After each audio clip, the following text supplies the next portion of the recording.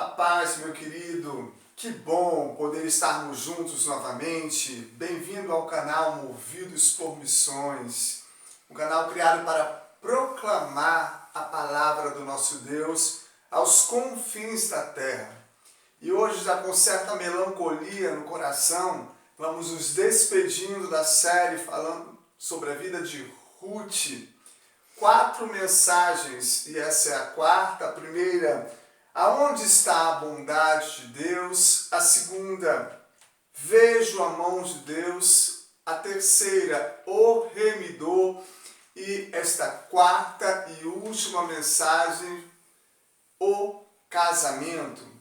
Eu convido você a abrir a sua Bíblia no livro histórico de Ruth, no capítulo 4, versículo 9 e 10. Assim diz a palavra do nosso Deus. Então Boaz disse aos anciões e a todo o povo: sois hoje testemunhas de que comprei da mão de Noemi tudo o que pertencia a Elimeleque, a Quilom e a Malom. E também tomo por mulher Ruth, a Moabita, que foi esposa de Malom, para suscitar o nome deste sobre a sua herança, para que este nome não seja exterminado dentre os seus irmãos. E da porta da sua cidade, disto sois hoje testemunhas. Vamos orar? Senhor, meu Deus e meu Pai, nós te rendemos graças pela tua santa e poderosa palavra. Que esta palavra, Senhor, ao ser dispensada pelo teu Espírito Santo, alcance os corações, gerando fé, conforto, paz, alegria e refrigério para a alma cansada. Que todo jugo, Senhor, de tristeza, de opressão, de depressão caia por terra pela ministração do teu Espírito através desta palavra. Eu te rendo graças pelo final desta série, que abençoou tanto as nossas vidas, no precioso nome de Jesus. Amém. E graças a Deus. Queridos irmãos, nós vemos aqui que como um começo de um livro tão triste, de perdas, porque a família toda foi abalada, afinal de contas, o marido morreu, os filhos morreram, ela regressou para a casa do pão. Um início tão triste e um final tão extraordinário. A priori eu quero te dizer que as tragédias que acometem momentaneamente as nossas vidas, ela não tem a última palavra, nem na minha vida e nem na sua vida. Os infortúnios que passamos, as perdas que passamos, as guerras que passamos, os desertos que vivenciamos, não têm a última palavra nas nossas vidas.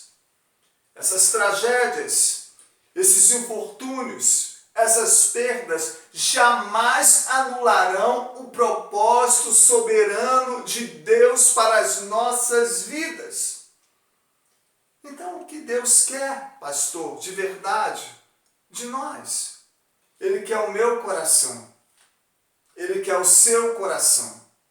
Ele quer um compromisso. Lembra quando Noemi disse: vocês podem ir embora? Vocês podem voltar para o lar de vocês?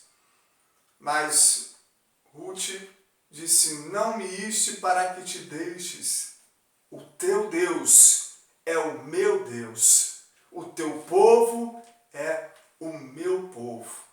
Compromisso, aliança, de confiar mesmo nos momentos de deserto, mesmo nos momentos de perda, mesmo nos momentos de infortúnio, talvez. Você durante esta pandemia esteja perdendo tanto, já não sabe mais o que fazer, tantos infortúnios.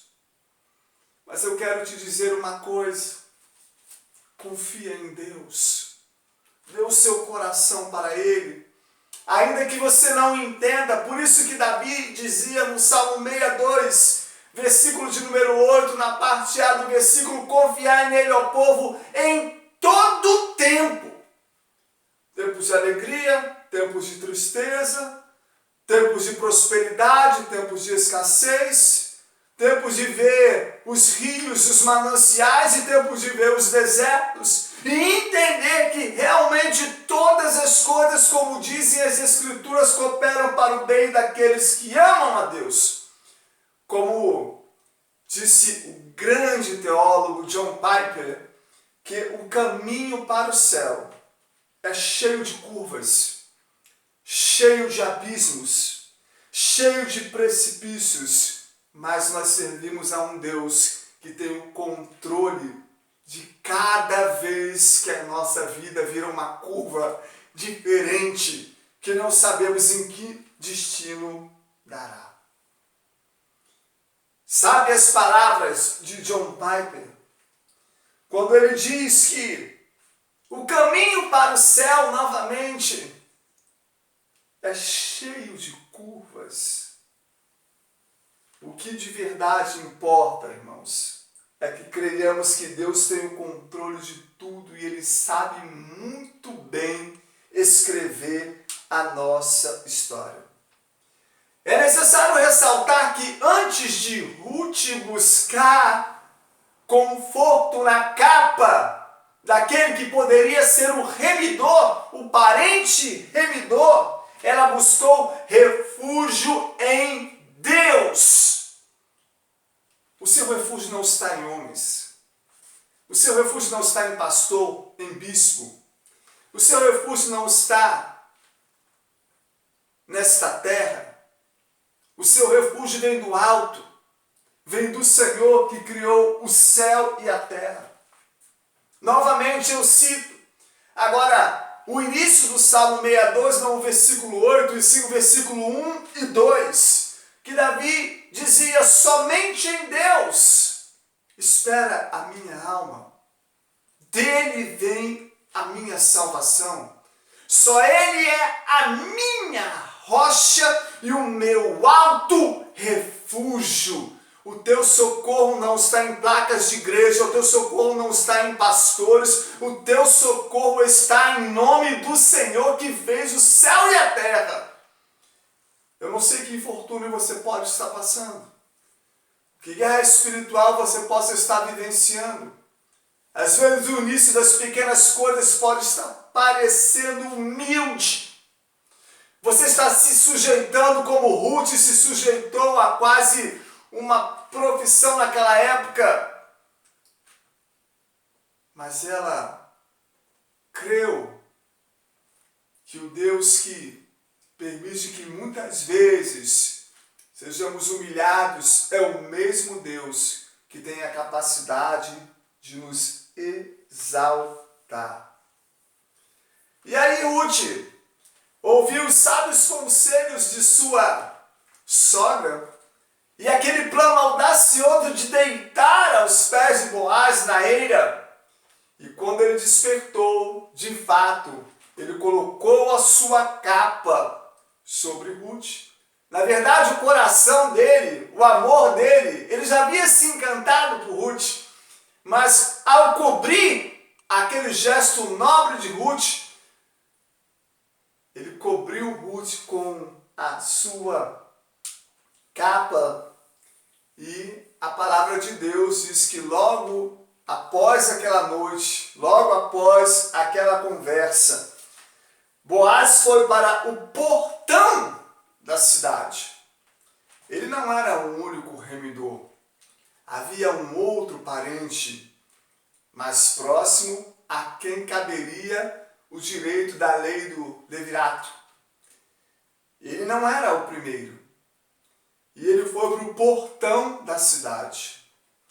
Naquela época, as cidades eram protegidas por muralhas, as grandes cidades, a fim de impedir ataques de exércitos e também para livrar dos salteadores. Mas quando a cidade era pequena, havia só um portãozinho. E esse portãozinho era fechado à noite. E logo ao lado do portãozinho ficava um pavilhão fresco, grande, um lugar coberto aonde aconteciam as decisões relevantes daquela cidade.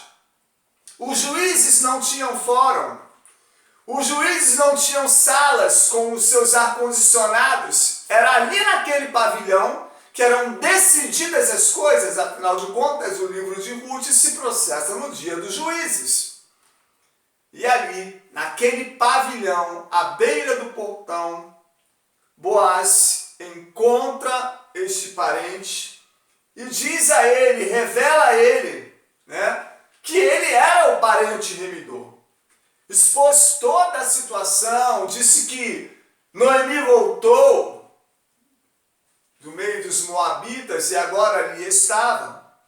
E que era necessário se cumprir a lei, porque perdeu o marido, perdeu os 2 filhos e não havia deixado descendência. Logo o parente remidor se prontificou a praticar a lei do levirar. Mas, ao ressaltar Boaz que parte desse contrato caberia o casamento com Ruth, ele deu para trás e assim ele liberou Boaz para praticar a lei. E Boaz casou-se com Ruth. Boaz casou-se com Ruth. E dessa união de Boaz e Ruth nasceu um menino chamado Obed. E eu quero aqui ressaltar que tudo foi feito legalmente. Boaz não quis dar um jeitinho, não queira dar um jeitinho para conseguir as suas bênçãos. Deus sabe o que faz. Faça no temor do Senhor. O que ele fez? Chamou os 10 homens, 10 anciãos da cidade, e ali ele disse: vocês serão testemunhas dessa transação legal. Eles seriam testemunhas dessa transação legal que estava por acontecer. Ele redimiria, ele seria o parente remidor e casaria-se com Ruth. Mas eu quero te chamar a atenção para aspectos proféticos, bênçãos que são liberadas, palavras têm poder. No meio desta crise, saiba, morte e vida estão no poder da língua. Palavras têm poder. Ruth, capítulo de número 4, versículo 14, parte B. O que foi proferido como bênção na vida de Obed foi que o seu nome seria afamado em Israel. E ele realmente foi afamado em Israel. Obed foi o avô do grande rei Davi. Se ele foi avô, Ruth e Boaz foram bisavós de Davi. Um outro aspecto de bênção que eu quero ressaltar para você, e que a palavra aqui não nos deixa claro, mas podemos fazer uma conjectura, é Ruth capítulo 4, versículo de número 11, que diz: quando os anciãos profetizavam sobre a vida de Ruth, eles disseram: o Senhor faça a esta mulher que entra na tua casa como Raquel e como Léia. Ou seja, mulheres estéreis. Alguns historiadores, muitos deles, conjecturam que Ruth era estéril. Por quê? Ela passou 10 anos em Moabe e seu marido Malom. Os dois juntos não geraram filhos. Então, ela voltou sem filhos para lá, mas a palavra aqui pode indicar que ela era estéril. Quando esses anciões falaram com ela, eles chamaram à existência essas mulheres que um dia foram estéreis, mas pelo poder de Deus ganharam a dádiva de serem mães. O milagre aconteceu. Olha que interessante aqui no versículo 13, quando Ruth dá a luz a Obed, diz assim: assim tomou Boaz a Ruth, e ela passou a ser sua mulher. Coabitou com ela, e o Senhor concedeu que concebesse e teve um filho. Deus é especialista em restaurar famílias e casamentos. Vou repetir. Deus é especialista em restaurar famílias e casamentos. Eu já tive o grande privilégio de parar uma irmã no corredor de uma igreja, uma mulher que queria ser mãe e os anos já estavam se passando. E eu lembro bem que era a data do ano novo e o Senhor me utilizou por sua graça a dizer àquela mulher: esse ano não passará. E ela está grávida. E na autoridade do nome de Jesus Cristo, você que está aí do outro lado, desejando ser mãe, eu profetizo esta noite que você coabitará com o seu marido e da mesma forma que o Senhor concedeu a Ruth, que concedesse, esse milagre acontecerá na sua vida. Esse milagre acontecerá na sua família. Esse milagre acontecerá no seu lar, em nome de Jesus. Que história maravilhosa. Que nomenclatura maravilhosa. Casamento. Princípios. Um livro tão forte, tão poderoso, apenas 4 capítulos nos ensina princípios. A felicidade não pode ser construída a partir da família. Não se constrói felicidade dilacerando a família. Lembro certa vez que vi um filme chamado O Advogado do Diabo. Veja esse filme. Um advogado cristão aceita um emprego e de repente aquela ambição toma conta do seu coração. Ele muda para Nova York e o proprietário daquele estabelecimento era o próprio diabo. Ou seja, ele não tinha mais tempo para a sua família, ele não tinha mais tempo para o seu casamento, ele não tinha mais tempo para o seu lar, ele não tinha mais tempo para nada. Até que a sua esposa morreu.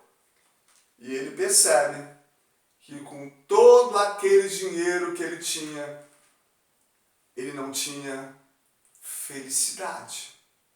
Então, aqui, o livro de Ruth nos ensina que há princípios e a felicidade não pode ser construída à parte da família. Vitória que não é para a família não é vitória. Saiba, não há nada mais importante do que a sua família. O seu pastor não é mais importante do que a sua família. A igreja onde você congrega não é mais importante do que a sua família. Primeiro, Deus sobre todas as coisas, depois a família e depois a igreja. Os seus irmãos em Cristo não são mais importantes do que a sua família, do que os seus filhos. Isso é um desafio para todos nós. Esse tempo de quarentena, estamos dentro de casa em família. Orem juntos, meditem na palavra de Deus juntos, façam planos juntos. Ninguém é mais importante do que a sua família. No meio da crise, no meio dos desertos, no meio da aridez, não fuja. Enfrente. Esse foi o erro de Elimeleque. Ele fugiu da presença de Deus, ele fugiu da casa de pão, ele deixou de confiar em Deus em todo o tempo. Quando eu casei, todos nós ansiamos por palavras tão bonitas, né? Proferidas pelos ministros, palavras de bênção. E a nossa palavra de casamento, pelo ministro que estava celebrando o nosso casamento, foi em Provérbios 15, 17, um livro de sabedoria, que diz exatamente o que eu vou te dizer agora. Mas vale um prato de hortaliças aonde há amor, do que um boi cevado aonde há ódio. E quantas vezes a gente conversando, eu e a minha esposa, a gente, poxa, não poderia ser uma palavra, né? Uma palavra diferente, e queríamos mudar isso, né? Irmãos, mas é exatamente isso. Mas vale um prato de hortaliças aonde há amor. Talvez você possa estar comendo tão precariamente, mas há amor. Talvez você já comeu muito bem e hoje está comendo não tão bem assim, mas há amor. Mas vale um prato de hortaliças aonde há amor. Tempos de hortaliças são tempos de dar as mãos juntos e clamarem o poder de Deus. Deus muda a nossa sorte, Deus muda a nossa história, Deus age, Deus intervém, me diz por onde começar. Deus colocou no coração de Ruth por onde começar. Pequenas coisas, ela foi lá aceitar Shepar, irmãos. Humilhante, mas era o prato de hortaliça para ela naquele momento. Há esperança para o seu lar, lute. Há esperança para o seu casamento, lute. Há esperança para os infortúnios da vida, lute. Há esperança para as dores, lute. Você não está só, o mesmo Deus que socorreu Ruth, o mesmo Deus que realizou milagres na vida de Ruth, é o mesmo Deus, Ele é imutável e Ele quer realizar o milagre na tua casa, na tua vida, no teu casamento. Finalizo essa mensagem dizendo que Boaz tornou-se remidor de duas maneiras. Primeiro, ao casar-se com Ruth, ele preservou a linhagem de Elimeleque. E o primogênito que nascesse dos dois, de Ruth e Boaz, seria considerado filho da linhagem de Elimeleque. Então, Obed nasceu sendo considerado filho da linhagem de Elimeleque. E segundo, ele redimiu as terras da família. E Boaz é um tipo de Cristo. Sabe quem é Cristo? É o autor e consumador da nossa fé. Sabe quem é Cristo? É aquele que nos leva aos pastos verdejantes. Ele é o nosso pastor. Sabe quem é Cristo? Ele é a luz do mundo e aquele que anda com ele jamais andará em trevas. Sabe quem é Cristo? É aquele que é a porta. E ele diz: eis que estou à porta e bato. se ouvirdes a minha voz, não endureçais o vosso coração. Sabe quem é Cristo? Ele é a água da vida. Aquele que beber dele jamais terá fome. Aleluia! E Boaz é um tipo de Cristo, e Cristo nos redimiu também de duas maneiras. Primeiro, com o seu sangue vertido na cruz, ele nos comprou. E a parede da inimizade que nos separava de Deus foi jogada por terra. E agora você pode sentir aí a presença de Deus na sua casa. E agora você pode aí sentir a presença de Deus ao ouvir esta mensagem, porque Cristo remiu todo aquele que nele crê. João, o Evangelho de Jesus Cristo segundo João, diz 3,16, porque Deus amou o mundo de tal maneira que deu o seu Filho unigênito para que todo aquele que nele crê não pereça, mas tenha vida eterna.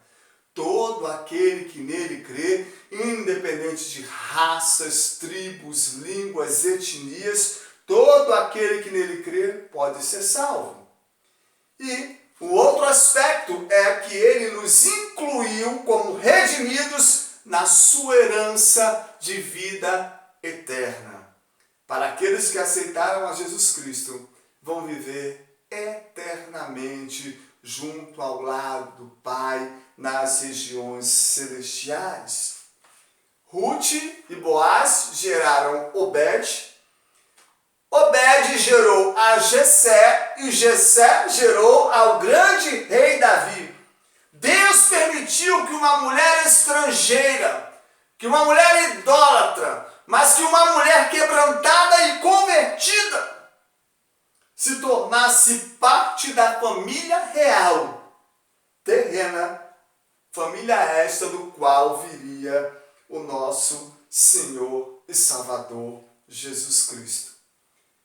Talvez você esteja se sentindo, desculpe o vocabulário, um Zé Ninguém, uma pessoa tão sem valor, um zero à esquerda.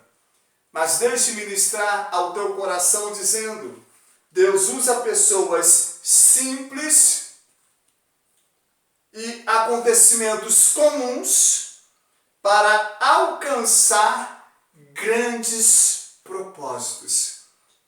Grandes propósitos virão para a sua vida. Fica firme, meu irmão. Fica firme, minha irmã. Deus é Deus que muda sortes. Deus é Deus que transforma perdas em vitórias extraordinárias. E é isso que eu quero profetizar sobre a sua vida, finalizando esta série, dizendo que todas as perdas que você está sofrendo, ou que você sofreu, Deus irá transformá-las em vitórias extraordinárias. Deus abençoe a sua vida. Deus abençoe a sua casa. Deus abençoe o seu lar. E você que ainda não tem a Jesus Cristo como seu Senhor e Salvador, entrega o teu caminho a Ele e o mais Ele fará. Eu sou o pastor Gilmar Pinheiro e desejo a você vida, paz, alegria e refrigério na sua alma, no precioso e poderoso nome de Jesus Cristo. Amém e graças a Deus.